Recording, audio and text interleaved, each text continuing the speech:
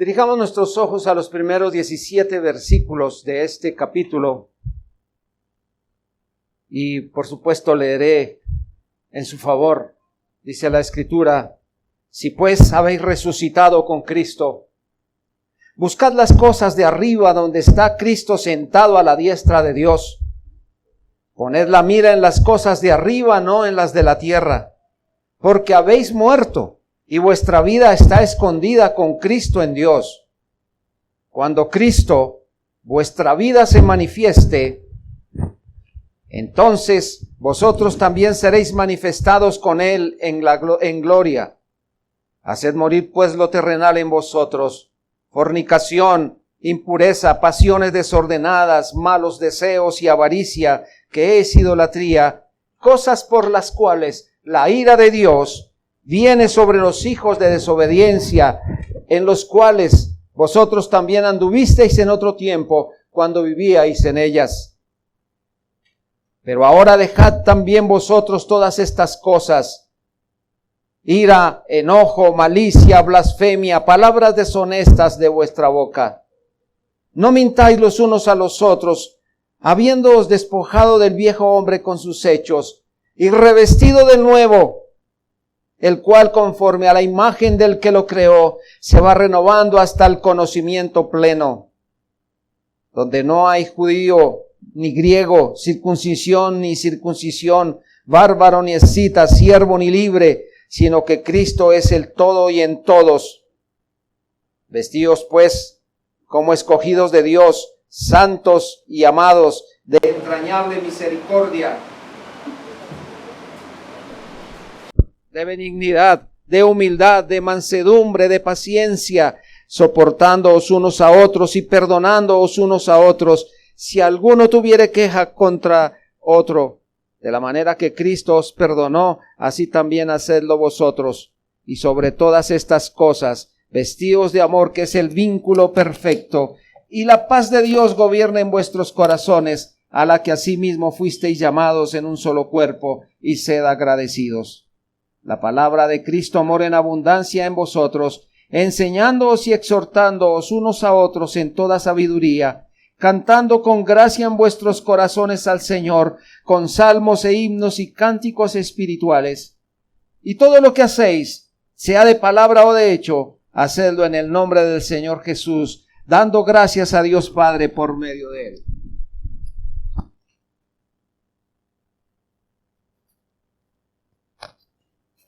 Veamos si en esta mañana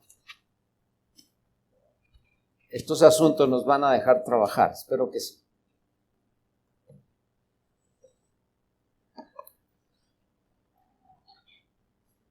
Mis amados, hoy hablaremos sobre las evidencias reales y prácticas de guardar el corazón. Evidencias reales y prácticas de guardar el corazón. Para un buen desarrollo de la vida de un individuo, se hace necesario que éste pase por algunas etapas que serán de suma importancia para lograrlo. Es así que para que el hombre pueda cumplir con un propósito al cual se quiere llegar, se le debe enseñar con claridad y suficiencia para que esos conceptos luego sean puestos en práctica. Hay una analogía muy elemental.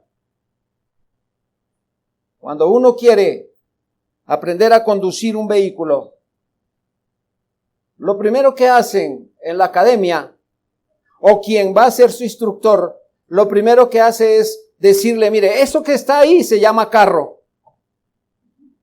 Ahora abramos la puerta, esta es la puerta, se abre, ahora siéntese ahí. Esa cosita redonda es el volante.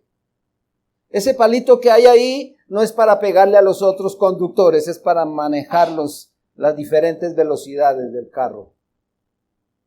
Y toda una consecuencia de elementos, enseñanzas, para qué sirve esto y demás. Luego de que esta persona ha sido inducida en esa enseñanza, ¿sabe manejar? ¿Sabe conducir el vehículo? ¿Ya es un experto entonces para ello? No. ¿Qué tiene que hacer?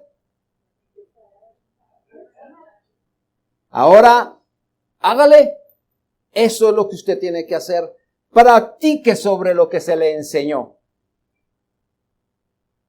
Pues bien, mis hermanos, hemos venido atendiendo temas. Hemos sido ilustrados sobre lo que empezamos hace unos días atrás en Proverbios 4:23, donde el Señor nos dice: sobre toda cosa guardada, guarda tu corazón, porque de él mana la vida. Hemos sido ilustrados entonces acerca del corazón como el tesoro de cosas buenas o no. Hemos también sido ilustrados sobre el por qué es que debemos guardar el corazón y el deber de hacerlo. Pues bien, hermanos, llegamos entonces a un punto en donde ¿qué vamos a hacer con esas enseñanzas? ¿Qué es lo que hay que hacer?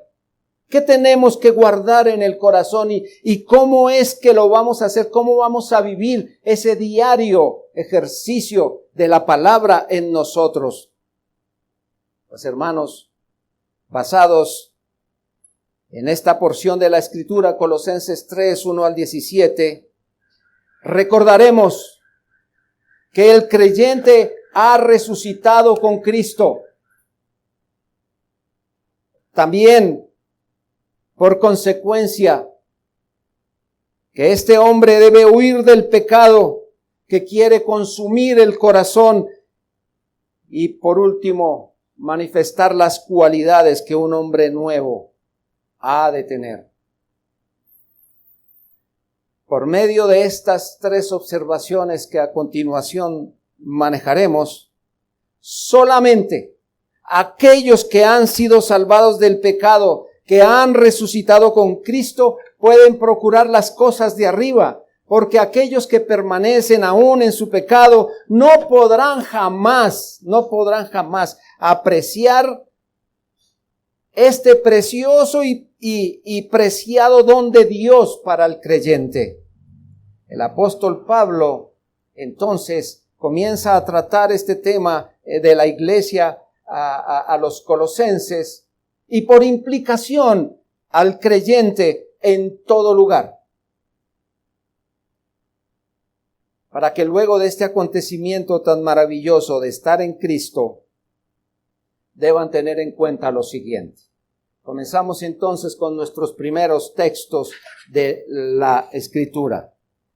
Dice los primeros versículos, y es aquí donde vamos a ver cómo llevar una vida nueva en Cristo, una vida nueva en Cristo. Los primeros 4 versículos dicen: si pues habéis resucitado con Cristo. Aquí hay algo que nosotros debemos tener en cuenta. Un sí pues. Aquí hay algo que está condicionado a unas cosas que venían anteriormente. Fíjense ustedes en un momento, hagamos un contexto muy rápido, y el contexto nos va a decir que los colosenses ahora estaban en Cristo, estaban haciendo las cosas bien, el apóstol ora por ellos, está maravillado por su conducta, ahí van muy bien, pero entonces han aparecido nuevas cosas que los quieren volver atrás, que los quieren hacer regresar a su vida antigua, a esa vida pecaminosa, y entonces el apóstol en esa lucha tiene que decir: mire, esto es lo que ustedes tienen que hacer aquí y allá. Por eso, sí pues, habéis resucitado con Cristo, buscad las cosas de arriba, donde está Cristo sentado a la diestra de Dios. Poned la mira en las cosas de arriba, no en las de la tierra. ¿Por qué razón? Porque habéis muerto y vuestra vida está escondida con Cristo en Dios. Cuando Cristo, vuestra vida, se manifieste, entonces vosotros también seréis manifestados con Él en gloria. Luego de haber muerto con Cristo, porque eso fue lo que les pasó a ellos, eso es lo que nos ha sucedido a nosotros. luego de haber muerto en Cristo. El apóstol Pablo les recuerda que han resucitado con Cristo.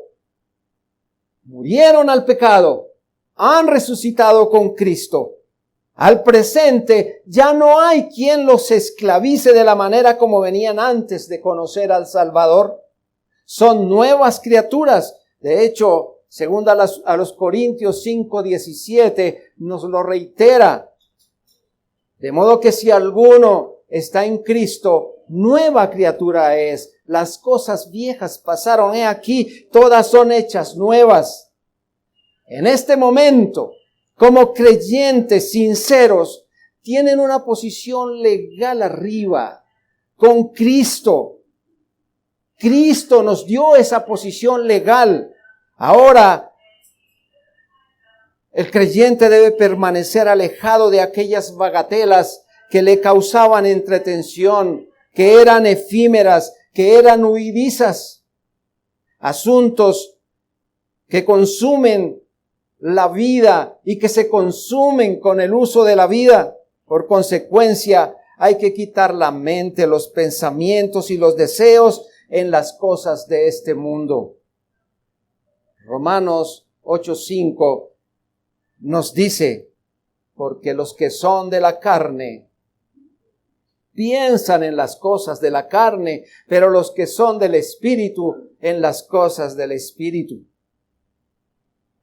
Ahora bien, hermanos, los alimentos, la ropa, la salud, el cuidado de la familia, las necesidades vitales tienen que ser atendidas y ser provistas. Esto es impajaritable hacerlo. Ahora, pero se deben buscar sin ansiedad ni angustia, como si esas constituyeran la finalidad principal o la fuente principal de la felicidad. Finalmente, todas estas cosas van a desaparecer y lo que es eterno permanecerá. Así que su mirada debe estar puesta arriba. Su mira, su interés deben estar buscando las cosas de arriba. Su afición debe ser por lo de arriba, las cosas de arriba, no en las de la tierra. Todos los afectos, todo el corazón, cuando se tiene puesta la mira en Cristo, entonces se buscará lo espiritual adecuadamente. No se trata de una búsqueda afanosa solamente, sino también de una actitud mental, sentimental, constante, una contemplación deleitosa de los elementos celestiales. ¿Y cuáles son esos elementos celestiales a los que debemos poner cuidado? La bendita oración, el poder de la palabra de Dios, la observancia piadosa del día del Señor, la predicación de la palabra de Dios, los cultos, la cena del Señor, la práctica de las enseñanzas, los sermones, todo lo que el Señor tiene para nosotros. Ahí tiene que estar la mira, ahí tiene que estar nuestra ansiedad. El apóstol les vuelve a insistir en el versículo 3, porque habéis muerto. El versículo 1 dice, si pues habéis resucitado con Cristo. Mis hermanos, para que haya una resurrección, ¿qué tuvo que haber antes? Por supuesto, nadie resucita estando vivo. Tuvo que morir a algo. Ahora les recuerda, porque habéis muerto y vuestra vida está escondida con Cristo en Dios. El creyente ya no vive más para su yo, sino para Dios en Cristo. Su vida ha pasado de ser una vida egocéntrica a ser una vida teocéntrica. En realidad es Cristo quien vive su vida divina en la vida del creyente. Gálatas 2:20 dice, con Cristo estoy juntamente crucificado y ya no vivo yo, mas vive Cristo en mí. Esto se necesita valor para decir estas palabras. Pero Pablo, al utilizar la frase del versículo 3, vuestra vida está escondida con Cristo, lo que nos está queriendo decir es que está escondida, está guardada y está segura en el Salvador. Nuestra vida no tiene por qué dudar del cuidado del Señor. Zacarías, en el capítulo 2, el versículo 8, dice: porque el que os toca, toca la niña de su ojo. Así que estamos guardados en el Señor, absolutamente seguros. El apóstol Pablo afirma: por lo cual estoy seguro de que ni la muerte ni la vida, ni ángeles, ni principados, ni potestades, ni lo presente, ni lo porvenir, ni lo alto, ni lo profundo, ni ninguna cosa creada nos podrá separar del amor de Dios que es en Cristo Jesús, Señor nuestro. Romanos 8, versículos 38 y 39. Con esto ha exhortado a los creyentes a no ser engañados o juzgados por otros. Se refiere a que no hay poder suficiente que los separe del amor y del cuidado de Cristo, aunque hay un verdadero enemigo del hombre que lo separa y lo pone a expensas de Satanás. ¿Y sabe cómo se llama ese enemigo? El pecado. Pero ese poderoso enemigo ha sido quebrantado en nosotros por la obra del Señor Jesucristo en el Calvario. Ahora los anima porque habiendo muerto en Cristo, están vivos y seguros en el Señor. Puesto que el creyente está dirigido por el Espíritu Santo, buscando las cosas de arriba, y está atento a todas las cosas de arriba, pues no le va a quedar tiempo y no habrá lugar para el corazón para ser engañado, para querer meter en él todas las cosas del mundo. ¿Sabe por qué? Porque está muerto para ellas. Entiéndase, está muerto para ellas. Es uno en Cristo. La gloria del creyente ha de venir. Eso es lo que nosotros estamos esperando. Y será revelada cuando Él se revele en gloria, puesto que Cristo es su vida y la del Salvador son una. Él es su esperanza, Él es su porción, es coheredero con Cristo, y cuando Él venga en su gloria, el creyente participará y gozará de esa gloria del Señor. Es nuestra esperanza, hermanos. Eso es lo que nosotros deseamos. Por supuesto, hay que mortificar todas aquellas cosas que nos separan de esa comunión, que nos separan de esa transparencia con el Señor. Entonces, estando seguros de lo que acabamos de decir, que el pecado ya no gobierna en el corazón del creyente, porque éste ya perdió sus derechos. No se debe descuidar de lo sutil y peligroso del remanente de pecado, que aún permanece en la naturaleza del hombre. Por eso, y por esta razón, vamos a nuestra segunda observación, que es mortificar la vieja naturaleza. Bien, hermanos, hemos resucitado con Cristo, estamos guardados con Él, pero hay algo aquí que todavía tenemos que hacer, y es mortificar esa vieja naturaleza. Los versículos 5 al 9 de nuestro capítulo 3 nos dicen: haced morir pues lo terrenal en vosotros, fornicación, impureza, pasiones desordenadas, malos deseos y avaricia, que es idolatría, cosas por las cuales la ira de Dios viene sobre los hijos de desobediencia, en las cuales vosotros anduvisteis en otro tiempo, cuando vivíais en ellas. Pero ahora dejad también vosotros todas estas cosas: ira, enojo, malicia, blasfemia, palabras deshonestas de vuestra boca. No mintáis los unos a los otros, habiéndoos despojado del viejo hombre con sus hechos. ¿Recuerdan ustedes, amados hermanos, la exhortación que el Señor Jesucristo nos hiciera en el Sermón del Monte? Allí en Mateo, En Marcos 7:15 dice, nada hay fuera del hombre que entre en él que le pueda contaminar, pero lo que sale de él, eso es lo que contamina al hombre. Esto lo habíamos hablado ya algunos días atrás. Es del corazón donde salen todas aquellas cosas horribles. No es lo que venga de allá, es lo que de aquí sale.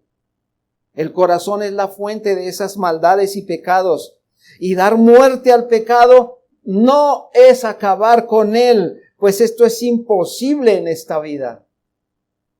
El pecado que se anida en el interior del creyente es como un monstruo de múltiples cabezas. Ese monstruo emerge una y otra vez cuando ya se le creía vencido y dominado. Hermanos, pues siempre que se le corta al pecado, se le corta el tallo, pero la raíz está ahí. La raíz permanece ahí. Ahora, esto tampoco consiste en que vamos a afligir nuestro cuerpo y vamos a darle azotes y vamos a colocar nuestro cuerpo en tortuosas privaciones. El asunto necesita mucho más que eso, amerita más profundidad. Lo que necesita esto es llevarlo permanentemente a la cruz de Cristo. Que nunca se nos olvide la cruz de Cristo, porque es ahí donde debe estar puesto el pecado todo el tiempo. Ahí es donde nosotros debemos estar sujetos todo el tiempo, porque el pecado no viene a jugar con nosotros. El pecado nos viene a destruir. Está la cruz del Señor para estar apegados de ella y rogar el favor y la misericordia del Señor para que no seamos soltados de allí. Nosotros los creyentes pertenecemos a Cristo y la Escritura nos dice, los que son de Cristo han crucificado la carne con sus pasiones y deseos. Los que son de Cristo han crucificado la carne con sus pasiones y deseos. Está en Gálatas 5:24. Hermanos, no es luchar por nuestras propias fuerzas. Ellas nada pueden hacer. Es por la gloriosa intervención y el poder del Espíritu, el cual está en total disposición para el creyente. Filipenses 4:13 dice, todo lo puedo en Cristo que me fortalece. Es así que todo el valor, toda la fuerza, toda la guía proviene de Cristo.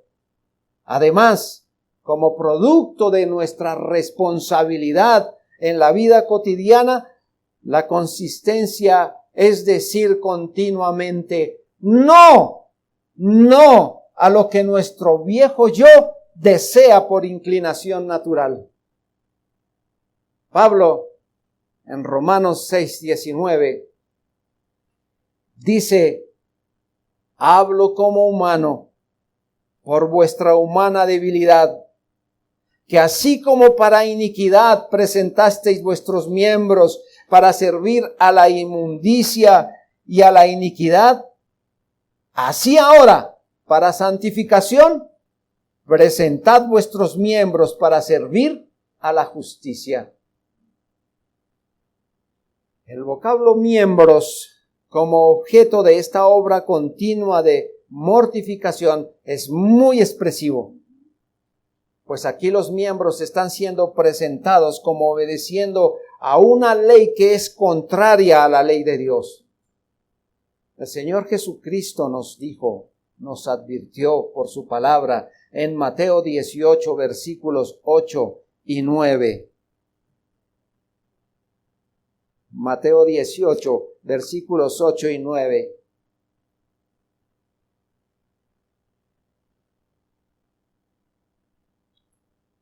Por tanto, si tu mano o tu pie te es ocasión de caer, córtalo y échalo de ti. Mejor te es entrar en la vida cojo o manco que teniendo 2 manos o 2 pies ser echado en el fuego.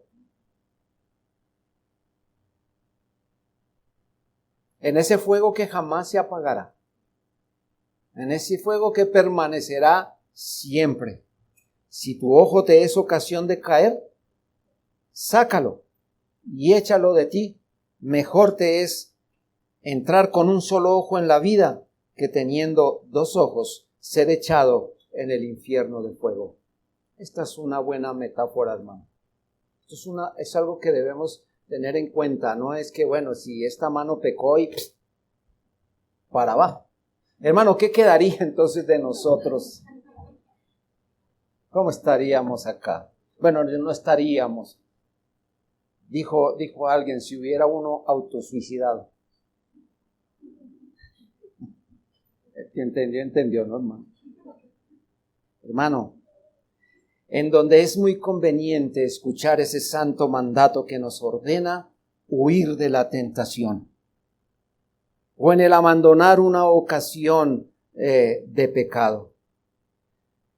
Quiero decirles, y esto lo sabemos por práctica, hermanos, porque abandonar una ocasión de pecado nos cuesta más que arrancarse un ojo o amputarse una pierna o un brazo, porque es mucha la fuerza y la opresión que los pecados ejercen sobre el yo pecador.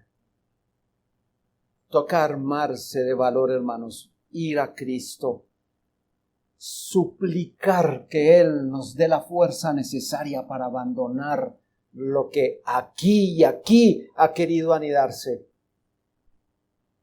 Mire usted, hermano, la contienda es muy fuerte. ¿Por qué razón? Porque los pecados vienen con 3 vicios que suelen ir unidos. Esos 3 vicios son la inmoralidad sexual, los malos deseos y la avaricia. Es el deseo de gozar más, de querer más, de tener más. Estos se convierten en ídolos en el individuo y aún en la sociedad, que sacrifican el honor, la salud y la conciencia al caer bajo el dominio de ellos. Recordemos esto. Esa era la manera de vivir antes de conocer a Cristo. Se vivía dando completa libertad a la carne. La avidez, la codicia, esa horrenda manera de vivir era nuestro ejercicio. Ahora, el amor de Cristo, la salvación y el perdón de los pecados hace que se anhele ser como Él, tener su conducta, sus conversaciones, su actitud.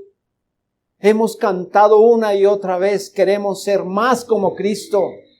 Queremos que su Espíritu Santo obre en nosotros, dándonos la piedad, la rectitud, la transparencia. Es lo que nosotros queremos. ¿Quién de nosotros puede decir que no ha caído en pecado, hermano? Pero vamos a seguir en él. Vamos a seguir disfrutando de eso. Hermano, es arrancarse un ojo. Es amputarse un miembro. Pero y vale la pena, porque es para la gloria del Señor. Lo demás aquí se quedará. Los del pueblo del Señor. Nosotros aún somos seres humanos. Y la lucha que debemos presentar es sin descanso contra la carne y sus deseos. En el pueblo del Señor hay un antes y una ahora. Y esto está separado por una línea divisoria, que es la conversión y la entrega a Cristo. Solo la gracia de Dios ha hecho esa separación entre el creyente y los antiguos compañeros de pecado y rebeldía ante el Señor. Eso era lo que había en el corazón y por supuesto entendemos ahora que esos pecados eran descalificantes ante el Señor. Pero en su exhortación dice que hay que dejar otras cosas que se guardan en el corazón. Y muchas veces nosotros guardamos estas cosas como un tesoro. Hay que echarlas de sí. Y son 6 asuntos que no deben permanecer delante de Dios y que generan mucho mal, aquellos que causan una explosión pasional en el creyente. ¿Cuáles son esas? El texto nos dice, pero ahora dejen ustedes también la ira, el enojo. Esto causa mucho mal, genera mucha violencia. Por esto se causan muchos homicidios. Observen la dureza contra ellas en la voz de Cristo. En Mateo 5:22 dice el Señor, pero yo os digo que cualquiera que se enoje contra su hermano será culpable de juicio. La ira y el enojo causan injusticias y éstas no deben vivir delante de Dios. Pero además está la malicia. Ese es el nombre con que se denomina la maldad perversa y el carácter pecaminoso que es inherente y está arraigado en el corazón del hombre. Y esto se compara con el engaño. También está la maledicencia o blasfemia, que es lo que el vocablo griego significa. Y es la acción de maldecir, de hablar mal de las personas. Y con ese ejercicio usar palabras deshonestas, groserías, lenguaje vergonzoso de la boca. Esto es un lenguaje abusivo. Pero aparte de ello también están las mentiras propiamente dichas, pero aquí se incluyen todas las formas de expresión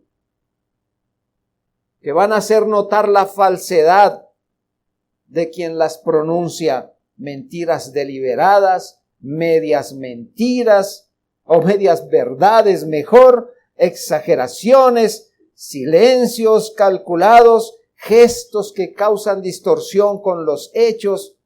Esa es una conducta que debe ser arrojada de la vida del creyente y ponerla bien lejos en donde no se pueda atentar contra ella. Hermanos, esta es la práctica de la vida cristiana.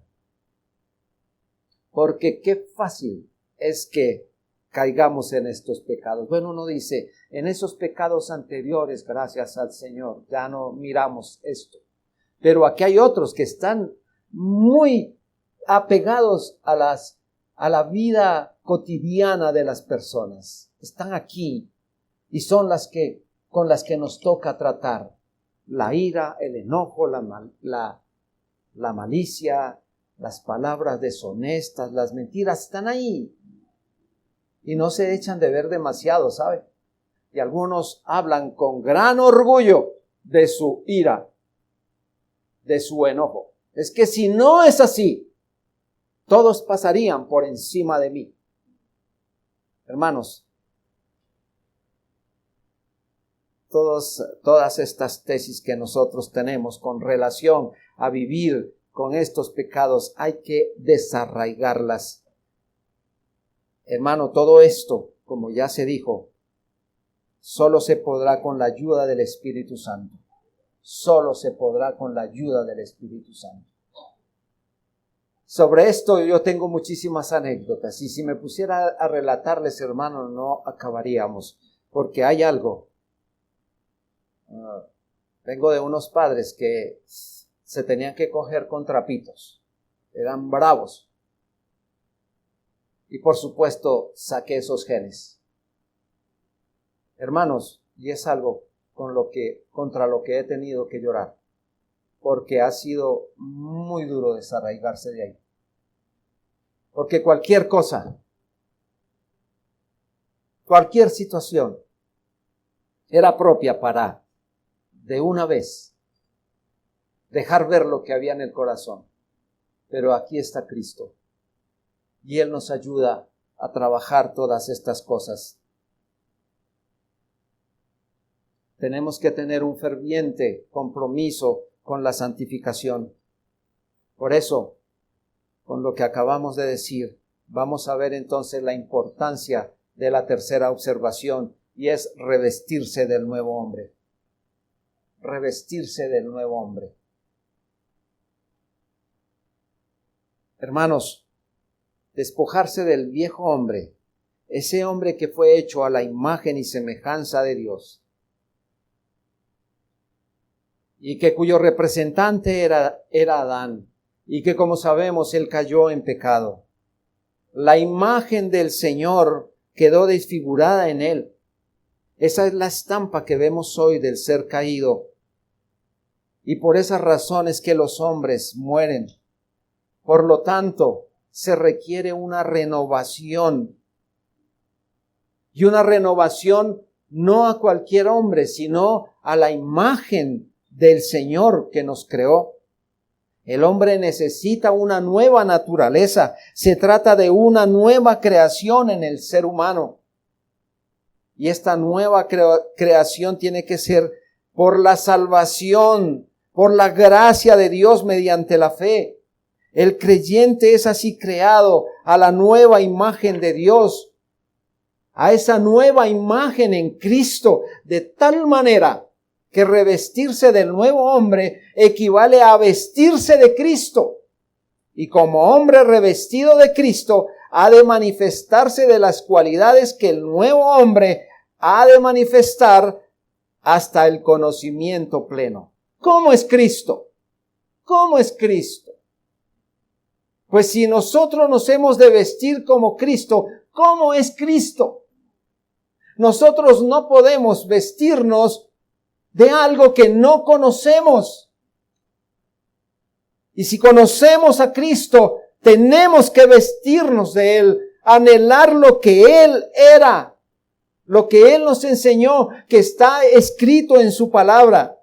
Así que, hermanos, este nuevo hombre es una entidad que se va desarrollando progresivamente en cada uno de nosotros. Este conocimiento tiene que ver con el corazón y con la mente. Todos los días tiene que ir hacia la meta, que es la santa voluntad del Señor, cumpliéndola paulatinamente. Hermanos, es algo que no tiene reversa. Es algo que siempre tiene que ir hacia adelante. No podemos caminar un paso en Cristo y dos para atrás por la carne. Todo es hacia adelante porque estamos revestidos es de Cristo. Ya logramos esto hoy. Mañana es otra meta que tenemos que lograr, pero con la mira puesta arriba en las cosas del cielo donde está Cristo sentado a la diestra de Dios. Los ojos sin quitarlos de allí. Todos los días trabajando en pro de esto. Hermanos, esto significa que entre nosotros más conocemos. Esto es al Trino Dios o al mismo Señor Jesucristo y a su propósito de gracia. Entonces podemos seguir confiando más en Él, amarle más a Él. Pablo, con las palabras, sino que Cristo es el todo y en todos, lo que está diciendo es que lo único que cuenta aquí es Cristo, como el todo suficiente Salvador y Señor. Su morada por el Espíritu en todos los creyentes. Entonces está asegurando la creación y gradual perfección en todos y cada uno de los que estamos siendo expuestos a la gloriosa presencia del Señor. Dice la Escritura, el nuevo hombre, el cual está siendo renovado hasta el conocimiento pleno, en conformidad a la imagen de aquel que lo creó. Vestíos pues como escogidos de Dios. Se encuentran aquí algunas palabras que quiero resaltar, hermano. Como santos y amados. Como santos y amados. Este es el nuevo hombre que ha sido elegido por el amor gratuito de Dios y por su libre y soberana iniciativa, como escogidos de Dios. Bueno, aquí tendríamos que hablar de la elección de una manera profunda, pero creo que el tiempo no nos dejará hablar sobre esto. Pero entendemos que nosotros hemos sido llamados por el Señor, hemos sido escogidos por el Señor. Por lo tanto, tanto individual como colectivamente, y hasta donde son verdaderos creyentes, son definidos estas personas como santos y como apartados para el Señor. ¿Y apartados para qué? Para su obra, para su gloria. Han sido lavados por la sangre de Cristo, han sido lavados de la culpa de sus pecados y están siendo liberados más y más de la corrupción del pecado y renovados a la imagen de Dios. Pero también dice, somos amados. Este amor que Dios nos tiene, escuchen hermanos, este amor que Dios nos tiene, nos obliga a amarnos, a soportarnos y a perdonarnos mutuamente. Tal como el Señor nos amó, debemos amar también, porque hemos sido hechos nuevas criaturas. Es muy prudente entonces que podamos cuestionar la unión del creyente con Cristo cuando no hay evidencia del crecimiento en la gracia del Señor. ¿Qué está pasando con la vida de las personas? ¿Qué está ocurriendo que no se ven cambios sustanciales en ellos? Y aún en nosotros, hermanos, y aún en nosotros, tenemos que estar mirando cuánto camino estamos recorriendo y si en verdad estamos recorriendo el camino o estamos retrocediendo en él.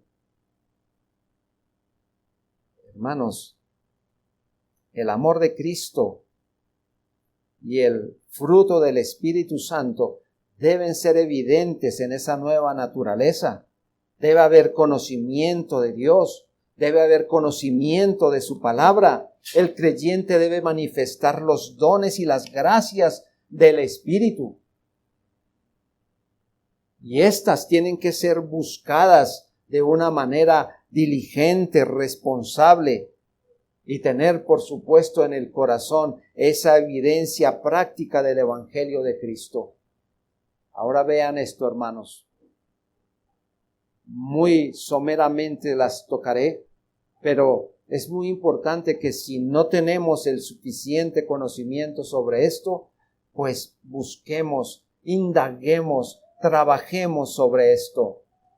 La Escritura nos dice que el hombre, el nuevo hombre creado a la imagen de Cristo, que se ha vestido como Él y que está siendo lleno del Espíritu y que está mostrando los dones del Señor, tiene que tener entrañable misericordia.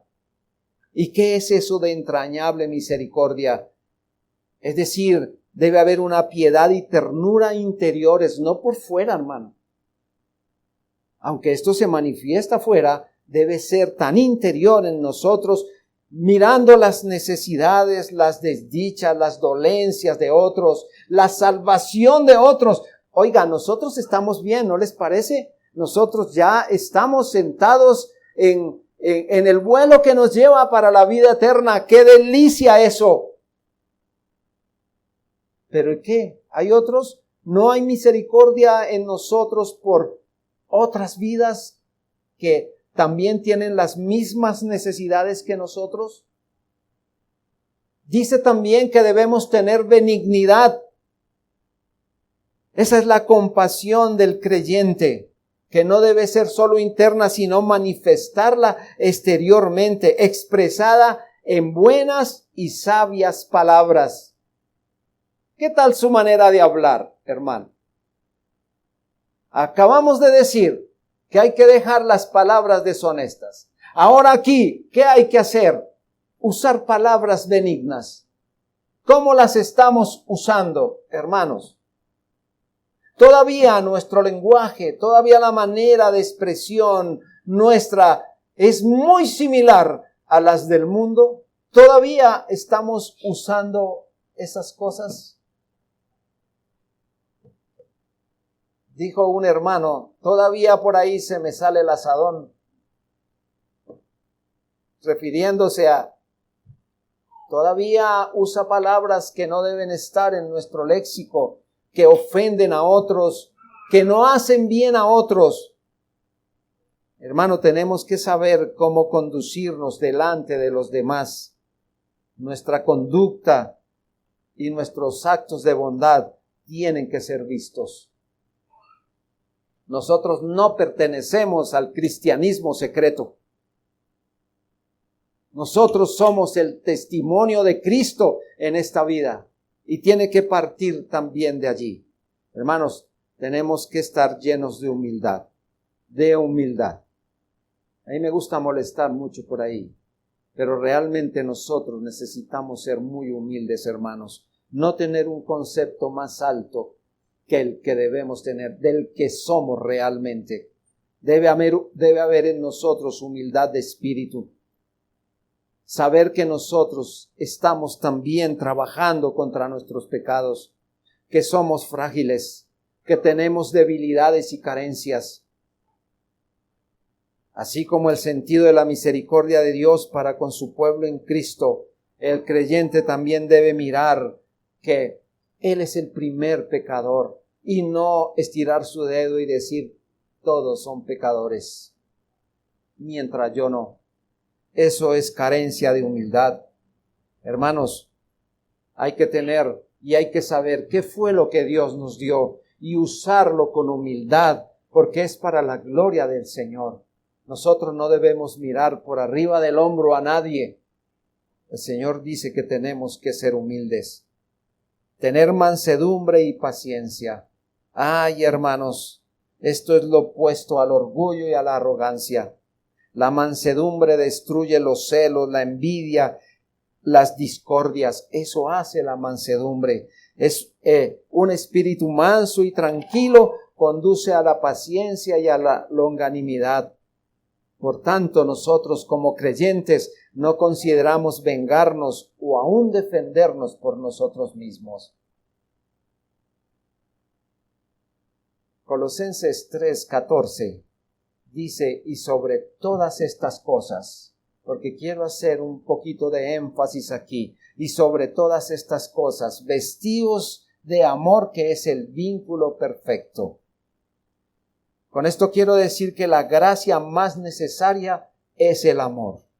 Este es el lazo que liga a todas las demás en completa armonía, y todo para la gloria del Señor, y el recíproco bien para los creyentes.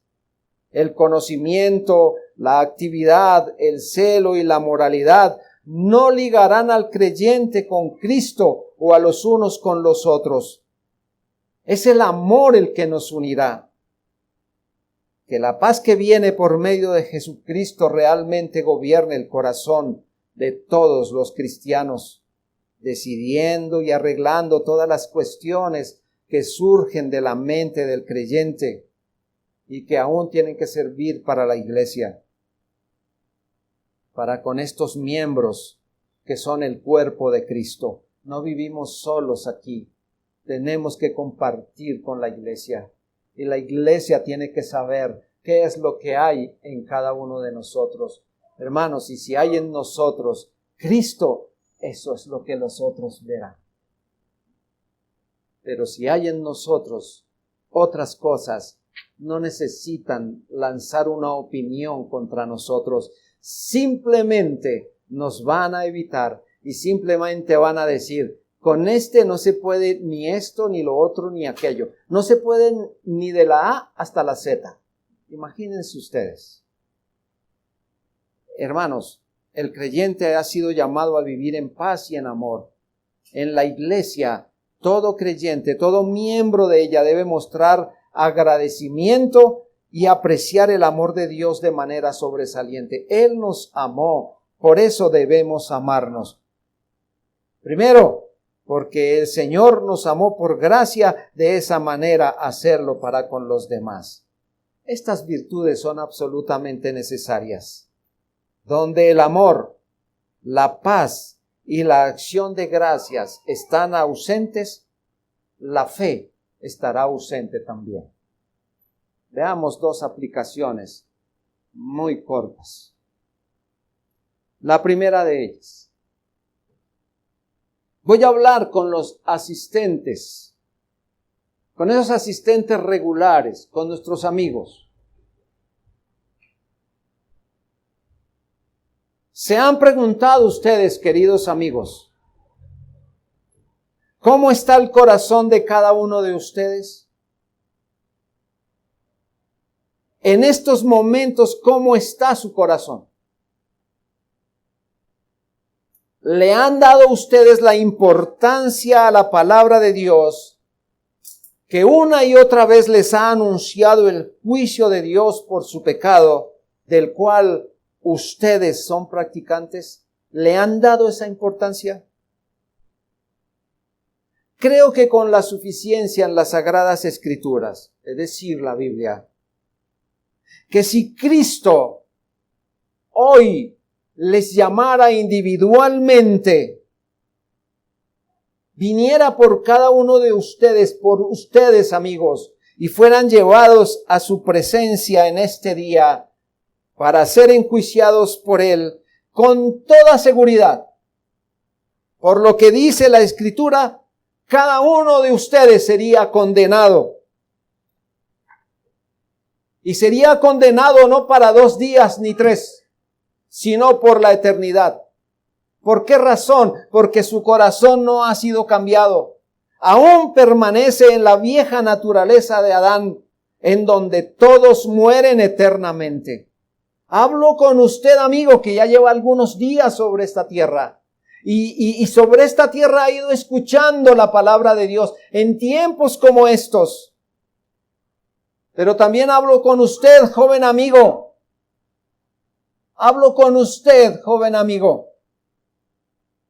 Con usted, niño, que se está adormeciendo en la butaca. Con usted, niño, que ha sido enseñado por la palabra de Dios, que sus padres en la iglesia les han enseñado la palabra de Dios y están en la misma condición, separados de la gloria de Dios.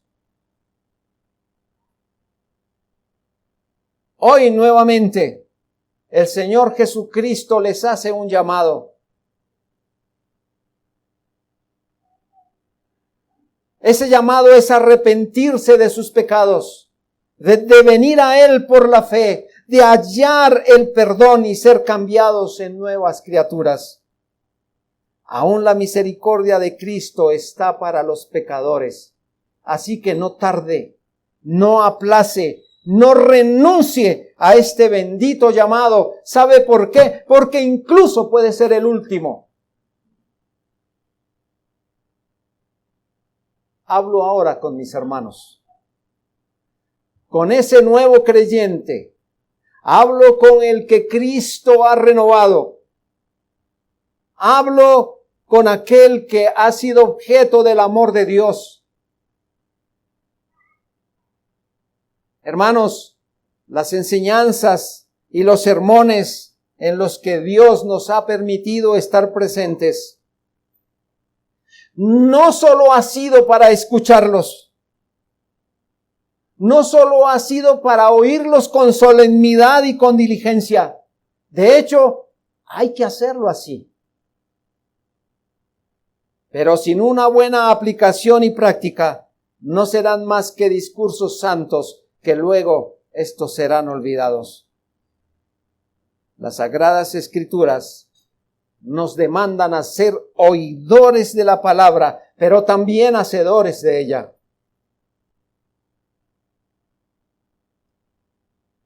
Así que nosotros, que hoy tenemos esa nueva vida en Cristo, nuestro viejo corazón lleno de pecado hasta la saciedad ha cambiado. Ya el corazón no es esclavo del pecado reinante, pero queda una raíz, y esa raíz es el problema con la cual tenemos que combatir todo el tiempo, sin dar tregua a las tentaciones y pecados que nos abordan. Examinémonos para ver si en nuestro corazón hay signos de sabiduría auténtica. Pregunto, ¿tenemos la mira en las cosas de la tierra o en las del cielo? Si toda nuestra atención está en las cosas terrenales, de seguro nuestro camino no es hacia el cielo, sino hacia abajo. Y por supuesto, nuestros nombres no están escritos en el libro de la vida, sino en la tierra. Porque hemos abandonado el alto llamado del Señor. Pero si por el contrario nuestra mirada está en las cosas de arriba, entonces cuando Cristo, nuestra vida, sea manifestado, nos recibirán las moradas celestiales. Finalmente pregunto, hermano, ¿hay evidencias palpables de su vida en Cristo? Como conocedor de la palabra de Dios, ¿es un ejemplo de misericordia, de benignidad, de bondad, de humildad, de mansedumbre y paciencia? ¿Qué tal ha sido su respuesta ante los insultos y demandas de las cuales ha sido objeto? ¿Qué tal ha sido esa manera de expresión suya? Su conducta, su paciencia, su mansedumbre, ¿son para imitar? Hermanos, si no es así,